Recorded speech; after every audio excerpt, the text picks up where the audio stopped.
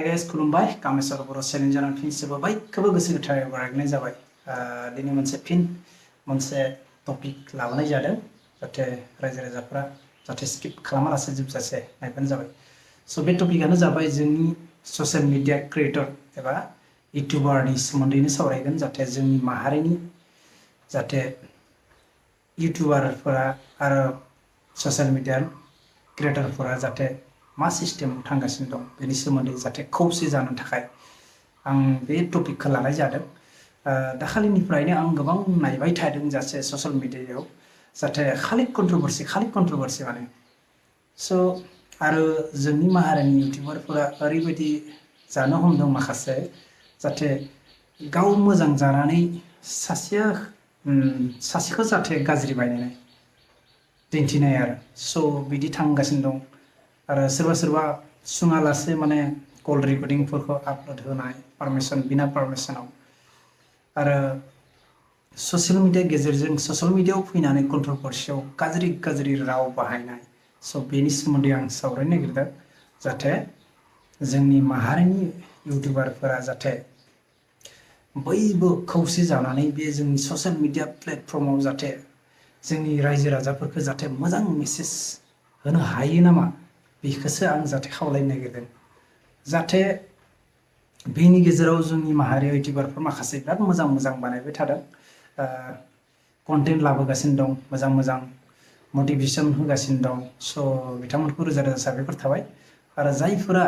बांद्राय कन्ट्रभारसियाव हाबनानै दं जाहाथे बिथांमोनखौबो खावलायो जाहाथे जोंनि बे ससियेल मिडिया प्लेटफर्म माहारि एबा जोंनि इउटिउबारफ्रा जाहाथे खौसे जानानै खामानि मावो स' बेखौनो आं खावलायो स' जोंनि बे ससियेल मिडिया प्लेटफर्माव एबा जोंनि बर' माहारिनि माखासे गेदेर इन्टेलेक्सुयेल बैसोगोरा बुद्धिजिबि मेलेमजिबिफ्राबो नायो नाथाय जोंनाथ' चेनेल फिसा नालाय जोंनिखौ नायाबो जानो हागौ नाथाय जायफ्रा कन्ट्रभारसिफोराव हाबनानै दं गेदेर चेनेल एसे गोबां माने साबसक्राइबार थानाय चेनेलफोरखौ नायो बिथांमोना फल' खालामो स' बिथांमोनानो बिदि जुदि कन्ट्रभारसियाव हाबनानै थायोबा जोंनि इन्टेलेक्सुयेलफ्रा जोंनिफ्राय मा आसा थागोन मा मोजां मेसेजसो मोननो थाखाय आसा थागोन बिसोर स' बेखौनो फोरमायनो नागिरदों जाहाथे बेफोरखौ जाहाथे कन्ट्रभारसियाव ज्राब गारनानै जाहाथे बयबो चेनेलखौ माबायदि मोजां सालायनो हायो आरो जोंनि रायजो राजा फंबाय बिनानावखौ माबायदि जाहाथे मोजाङै जाहाथे मटिभेसन होनो हायो आं बेखौसो खावलायनो लुबैयो जाहाथे आरो सोरबा गोदान जुदि चेनेल फैदों बेखौ माबायदि चेनेलखौ सालायलांनो थाखाय मोजां मोनसे प्रिपेरेसन खालामना होयो बिदिसो थुलुंगा होयो स' बेखौनो खावलायनो लुबैयो जाहाथे जोंनि माहारियाव मानो बिदि जालांनो हमदों आरो फिसा भुलनि थाखायनो फिसा ब्लग बानायबानो सोरबा सासेखौ दम होनाय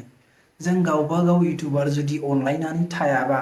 जोंनि चेनेलफ्रा माबायदि सालायगोन सासेया सासेनिखौ भिडिअखौ नायाबा सासेया सासेखौनो भिडिअ जुदि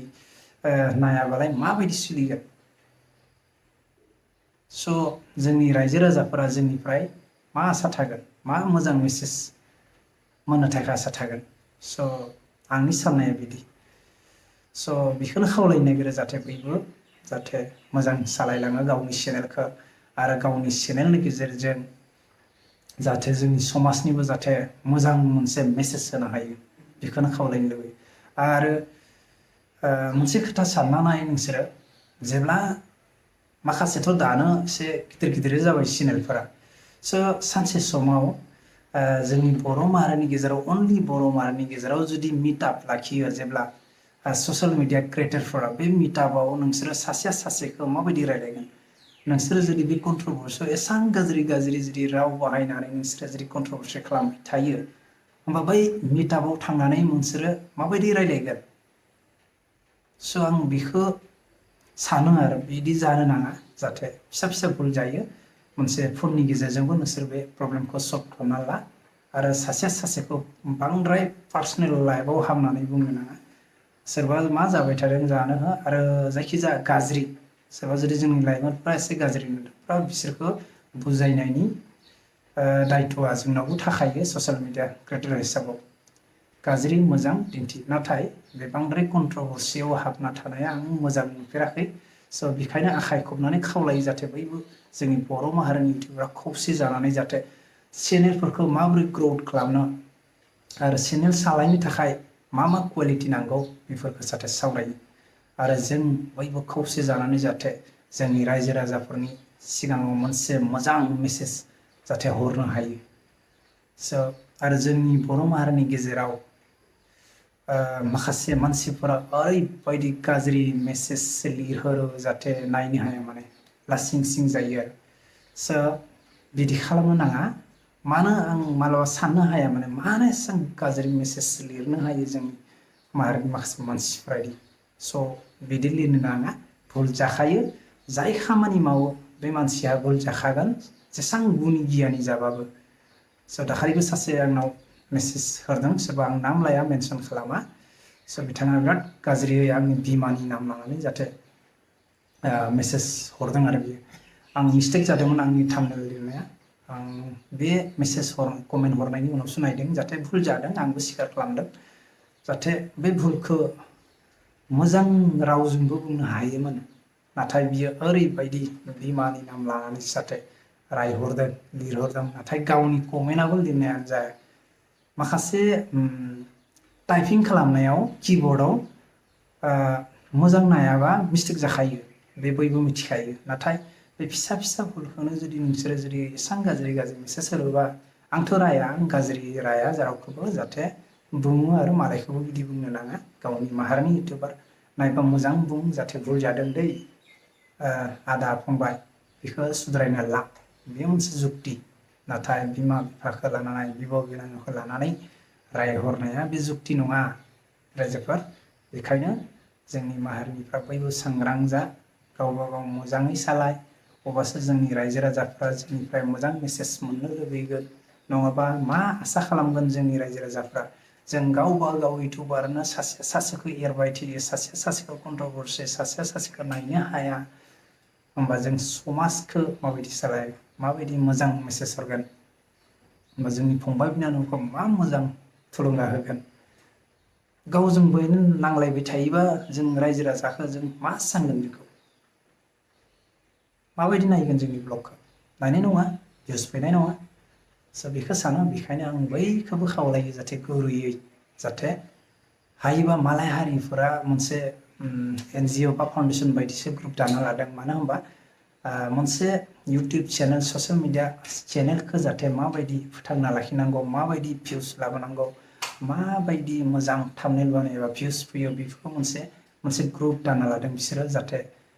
दिन्थिनाय इयो नोंनि मिस्टेक जादों बेखौ आमुक बायदि माने थाम्बनेलखौ बानायहरबासो एसे मोजां जागोन बिदि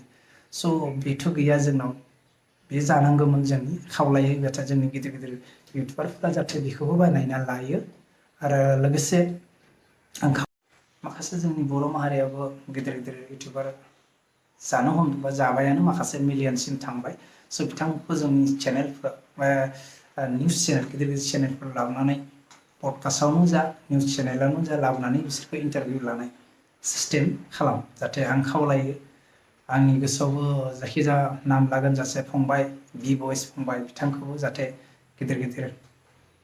निउस चेनेलफ्राव लाबोनानै बर' माहारिनि निउस चेनेलफ्राव लाबोनानै जाहाथे इन्टारभिउ लायो आरो लोगोसे जोंनि डक्टर आलफ्रेड सार डि इस्लारि मा होनो एनिथिं एमजे फंबाय आरो लोगोसे जेम्स सार आरो लोगोसे राज खुंगुर नाथाय आंना सानै मोनसे फेभरेट इउटुबार दं जायखिजाया राज खुंगुर आरो लोगोसे डि इस्लारिखौ आं पार्सनेलि गोबां मोजां मोनो बिसोरखौ नाथाय ब्लग नायनाया बयनिबो नायखायो आं नाथाय आंनि फेभरेट सानै इउटुबार आरोना बिसोर गाज्रि मोननो नाङा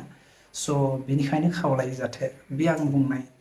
जाहाथे बे सिस्टेमाव जाहाथे पडकास्टआवनो जा जोंनि बर' माहारियाव माखासे पडकास्ट खुलिदों इन्टारभिउ चेनेल बिदि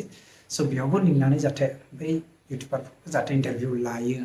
स' अब्लासो मानो होनबा